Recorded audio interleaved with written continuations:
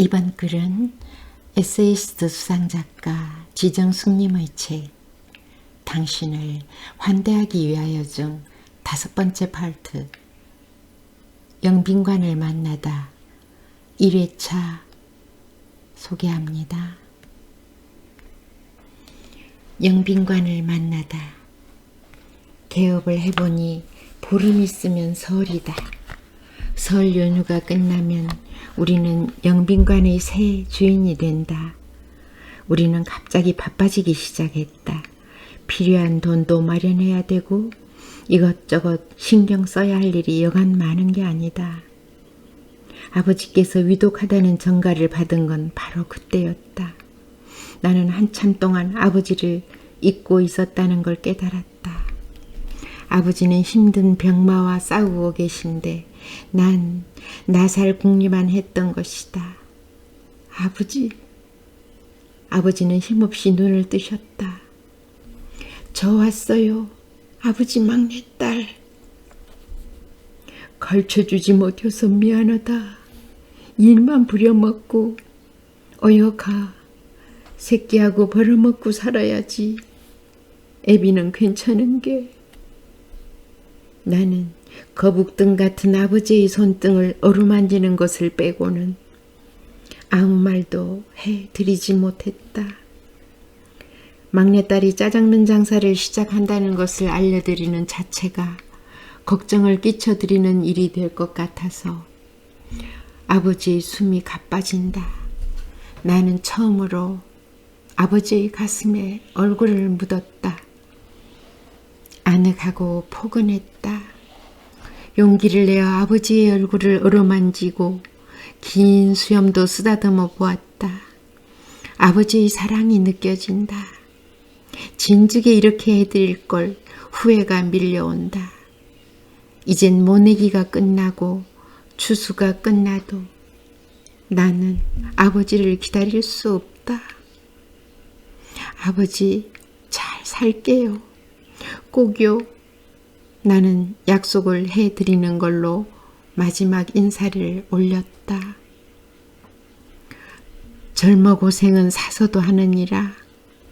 내 본분은 남편을 하늘같이 알고 아이들을 잘 길러내는 거요.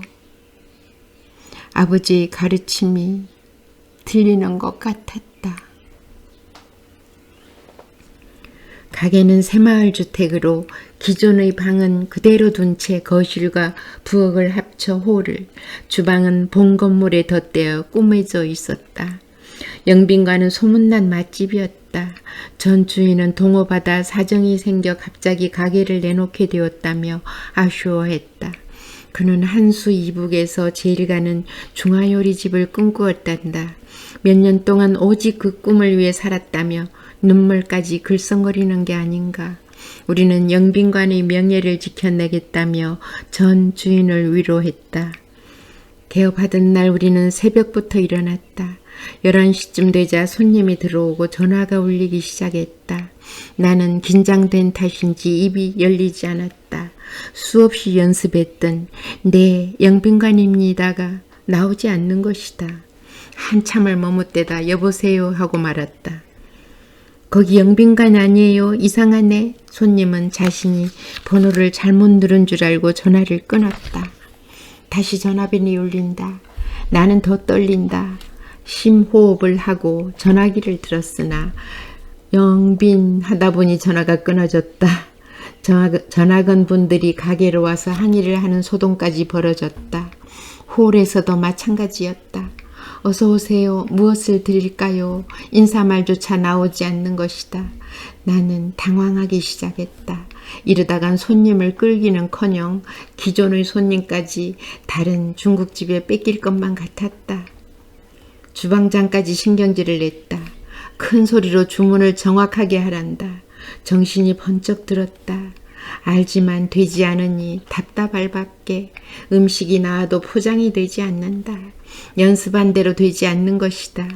하루 동안 재촉 전화, 불었다는 전화, 음식이 바뀌었다는 전화를 수없이 받았다. 녹초가 된 건 나뿐만이 아니었다.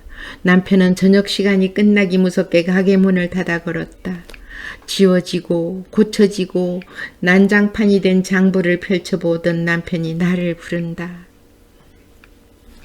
아, 이 사람아, 전화를 제대로 받아야지. 그게 뭐야. 한번 어긋나기 시작하면 하루 장사를 망치게 된다고. 배달도 정확해야 하지만 그보다 더 중요한 건 음식 주문을 잘 받고 배달할 장소를 정확히 알려줘야 돼. 내일부터는 잘해보자. 자신감을 가져. 우물우물 하지 말고. 하긴 나도 오늘 내내 허둥댔다. 막상 배달통을 들으니 창피한 생각이 들더라고. 아직 배를 덜 골았나? 영빈관을 인수한 지 여러 달이 지났다. 우왕좌왕하는 사이에 주방을 거쳐간 주방장이 몇 명이던가. 그만두는 사람마다 손발이 맞지 않는다는 이유를 댔다. 나는 그만둔다는 말이 그토록 무서운 말일 줄 상상조차 하지 못했다. 어제 데려온 사람은 점심 장사가 끝나지 않았는데 도마에 칼을 꽂으며 계산을 해달라고 했었다. 뒷짐을 지고 충혈된 눈으로 우리를 바라보던 그 사람이 무서워 우리는 이틀치 일당을 건네주고 말았다. 남편은 수시로 북창동을 찾아갔다. 일을 하겠다고 모여있는 사람 중에서 마음에 드는 사람을 골라 월급을 정하고 데려온다고 했다. 새로운 주방장과 손발을 맞추는 일은 여간 힘든 일이 아니었다. 주방장이 낯선 주방에 적응하기가 쉽지 않듯 남편과 나도 마찬가지였다. 음식 맛을 내지 못하는 사람을 만나는 날은 하루 종일 항의 전화가 빗발쳤다. 이게 음식이라고 해다 주느냐, 다시 해와라, 싸구려 주방장이 음식 맛을 내겠느냐는 등등. 나는 사람 보는 눈이 그렇게도 없냐며 바가지를 긁어댔다. 있겠다는 사람은 음식이 서툴고 있으라는 사람은 못 있겠다니 도대체 이래서야 어떻게 장사를 계속한단 말인가. 그럭저럭 넉 달을 채운 주방장이 또 그만둔단다. 다음에는 어떤 주방장을 만날까 두려웠다. 지친 나는 결국 백기를 들고 말았다. 남편은 말이 없었다. 내 말을 들어줄까? 아니면 나는 초조하고 무서웠다. 막상 말을 내뱉긴 했으나 만약 그가 내 말을 따라준다 해도 앞이 캄캄한 것이다. 이젠 뭐를 해서 먹고 산단 말인가? 식당을 하면 밥을 굶지 않는다는 말만 믿었던 내가 한심했다. 이 사람아, 가만히 생각해봐. 성급히 생각하지 말고. 자, 그동안 먹고 살았고 집세 내고 주방장 월급 주고 이자 내고 오토바이 할부금까지 냈는데 그걸 생각해야지. 돈을 번 것 아니냐고. 경험하지 않은 일이라 힘들었을 거야. 내가 더 도와줄게. 나는 다시 힘을 내기로 했다. 시골을 기피하는 주방장이 많은 것도 문제였다. 남편과 나는 애가 탔다. 장사는 잘 되는데 주방장이 없으니 몸이 10개라도 모자랄 지경이었다. 남편은 식재료를 대주는 사람들을 대상으로 최고의 주방장을 구해달라 부탁했다. 월급은 파격적이었다. 27만 원이던 주방장의 월급이 55만 원으로 뛰어올랐다. 남편은 거기서 멈추지 않았다. 주방장이 하는 양을 봐서 살림집까지 마련해주고 방세까지 내줄 예정이란다. 도저히 남편이 이해되지 않았다. 쓸데없이 돈을 써대니 속이 터지는 것이다. 새 주방장은 좋은 사람이었다. 요리는 물론 손이 빠르고 깔끔했다. 나는 이번만큼은 오래 있어주길 바랐다. 남편은 그에게 방까지 얻어주었다. 여름 휴가는 물론 명절과 아이들의 생일까지 챙겨주니 둘 사이는 점점 형제처럼 변해갔다. 남편은 아우를 돕듯 야채를 다듬어주고 반죽을 치댔다. 면 기계를 다루는 솜씨도 하루가 다르게 능숙해졌다. 주방에 카 오디오를 달아준 것도 그때였다. 주방장은 여성시대, 나의 신혼일기 등의 라디오 프로를 좋아했다. 방송을 듣다 보면 웃음이 나고 감동이 솟구쳤다. 나는 서서히 방송국에 사연을 보내보고 싶은 욕심을 갖게 되었다. 주방이 안정되자 가게는 더할 나위 없이 활기가 넘쳐났다. 남편의 오토바이는 서 있을 시간이 없었다. 나는 신바람이 났다. 전화 받는 목소리는 더욱 명랑해졌다. 남편 몰래 적금을 들어보았다. 거뜬했다. 금방 부자가 될 것 같았다. 며칠째 폭설이 내렸다. 나는 걱정스러운 마음으로 밖을 내다보았다. 길이 거울이다. 이런 날은 오토바이 타는 남편이 제일 걱정이다. 전화가 빗발친다. 이럴 때마다 배달원을 구하자는 남편의 말을 따르지 않은 게 후회된다. 하지만 한가해진 오후가 되면 나는 어김없이 내 말이 맞았다고 생각을 고쳐먹는다. 오늘 아침만 해도 그렇다.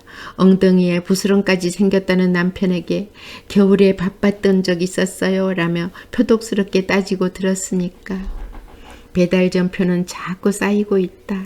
이러다간 취소당하는 음식이 늘어날 것 같다. 이젠 전화를 받는 것 자체가 두렵다. 그렇다고 오는 전화를 받지 않을 수는 없다. 취소 전화일지 모르니까 다시 전화벨이 울린다. 네, 영빈관입니다. 아줌마 혹시 아저씨 들어오셨나요? 왜요? 난 대답 대신 되려 물었다. 저 사고난 오토바이가. 네, 어디요? 어디? 나는 미친 듯이 큰 길로 달려나갔다. 누군가 나를 부르며 뛰어오고 있었다. 그는 나를 진정시켰다. 자율방범을 같이 선다는 그 사람과 병원으로 향했다. 어디를 얼마큼 다쳤대요? 잘은 모르지만 다리를 조금 다쳤다더군요. 너무 상심하지 마세요, 형수님. 그는 나를 형수님이라 부르고 있었다. 제발 큰 사고가 아니기를 바란다면서. 누워있는 남편을 보자 눈물이 월칵 쏟아졌다. 그는 별것 아니라며 나를 안심시켰다. 배달원을 구했더라면 이런 일은 일어나지 않았을 텐데 나쁜 여편네. 돈 아낀다고 고집부리더니. 수술을 위한 검사가 끝나자 수술 동의서에 서명을 하란다. 동의서를 보니 가슴이 요동친다. 떨리는 손으로 간신히 서명을 했다. 남편은 아무 걱정 말라며 수술실로 향했다. 수술은 그리 오래 걸리지 않았다. 남편은 다리에 긴 깁스를 한 채 입원실로 돌아왔다. 미안해요. 그리고 고맙고. 나는 기어들어가는 소리로 남편의 깁스한 다리를 쓰다듬었다. 제발 아무런 장애가 일어나지 않기를 기도했다. 이 사람아, 내가 미안하지. 맨날 고생만 시키고 그나저나 가게 문을 닫아서는 안 되는데. 그의 말에 깜짝 놀랐다. 날 보고 주방장과 장사를 하라니 이게 말이나 되는 소린가. 나는 기겁을 하며 나을 때까지 휴업을 하겠다고 말했다. 그는 절대 그래서는 안 된단다. 6년 동안 공들인 게 아깝지 않냐면서. 물론 나도 아까운 줄 모르는 게 아니다. 그는 짜장면 한 그릇을 들고 논밭은 물론 시오리길을 누비고 다녔었다. 아무리 그렇기로 어떻게 주방장과 장사를 한단 말인가. 내가 두려워하는 게 무엇인지 모를 리 없는 사람이. 지인들의 병문안이 이어졌다. 거의 다 방범대원이었다. 나는 한동안 어리둥절할 수밖에 없었다. 나는 남편에게 방범을 그만 서라고 말하고 있던 중이었다. 잠이 모자라 이런 일이 생긴 거라 우기면서. 형수님, 형님은 몇 달 병원 신세를 져야 할 것 같네요. 오는 아침에 푹 쉬어. 형수님, 어려운 일 있으면 바로 전화하세요. 대원들은 하나같이 우리 걱정을 해주었다. 이 사람아, 얼른 가서 장사 준비나 하소. 그래야 내가 마음이 편해. 그는 나를 자꾸만 내몰았다. 하는 수 없이 대원들과 병원을 나섰다. 저렇게 원을 하니 어쩐다. 그래, 홀 손님을 받으며 내가 들고 갈 만한 곳만 주문을 받자. 다음날 가게를 열었다. 나는 기분이 이상했다. 마치 죄인 같았다. 아니, 서방님 간호를 해야지 장사를 하고 있어요? 나중에 서방님한테 원망 들어요. 그 말은 돈에 환장한 여자야. 남편을 병원에 눕혀놓고 돈을 버냐? 그러고도 내가 사람이자라는 말인가 아닌가. 꼭뒤가 간지럽다. 나는 남편이 야속했다. 형수님, 배달꾼 왔어요. 동네 구석구석 샅샅이 누비고 다닐 테니 무조건 주문만 받으세요. 그는 언젠가 고철더미에 올라갔던 남자였다. 무단 침입으로 경찰에 신고하겠다고 악을 썼던 생각이 났다. 나는 의아한 눈빛으로 그를 바라보았다. 참, 그때는 정말 죄송했어요. 그는 고춧대로 쓸만한 것이 있을 것 같아 찾던 중이었고 내가 소리치는 바람에 돌아갈 수밖에 없었단다. 호탕하게 웃으며 열심히 도와주겠다고 하나 전혀 믿음이 서지 않는 것이다. 좋아요와 구독은 제게 힘이 되니 부탁드립니다.